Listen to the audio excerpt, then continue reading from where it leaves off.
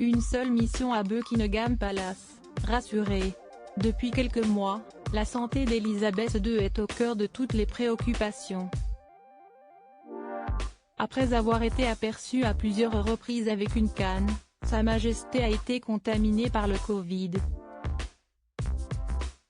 Diminuée, elle n'a pas eu d'autre choix que d'annuler sa venue à un service où elle s'est fait remplacer par le prince Charles. Mais en Angleterre, l'entourage de la monarque se veut rassurant. Ce mardi 15 mars d'ailleurs, le compte Instagram officiel de la famille royale a publié un cliché d'Elisabeth II, tout sourire et bien portante.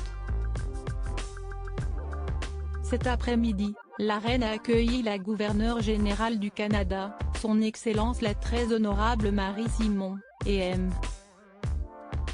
White-Fraser, pour le thé au château de Windsor, ont-ils expliqué. Une photo symbolique, qui montre que Sa Majesté est en bonne santé.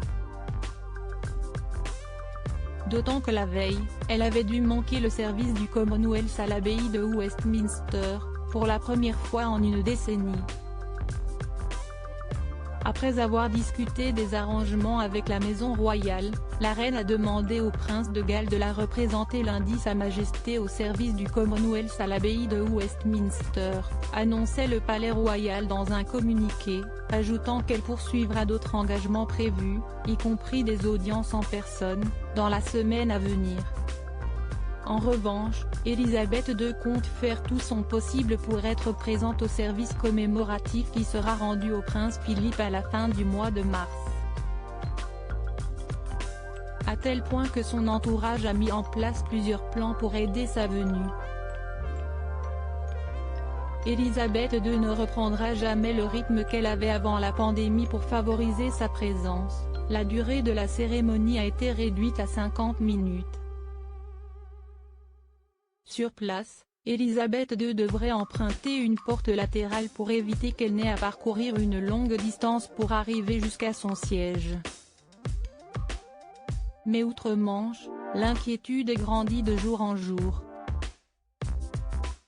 Le palais va clairement regarder ce qui est prévu et s'engager à faire le moins possible parce que le problème est évidemment lié à la mobilité, a expliqué l'expert royal Joe Little, selon lequel la pandémie l'a ralenti à bien des égards. D'après lui, Elisabeth II ne reprendra jamais le rythme qu'elle avait il y a encore quelques mois à cause de son âge et de sa fragilité. Les gens sont un peu plus concentrés sur la transition depuis l'automne dernier et la santé fragile de la reine. La transition a été planifiée en coulisses depuis plusieurs années. Loading widget.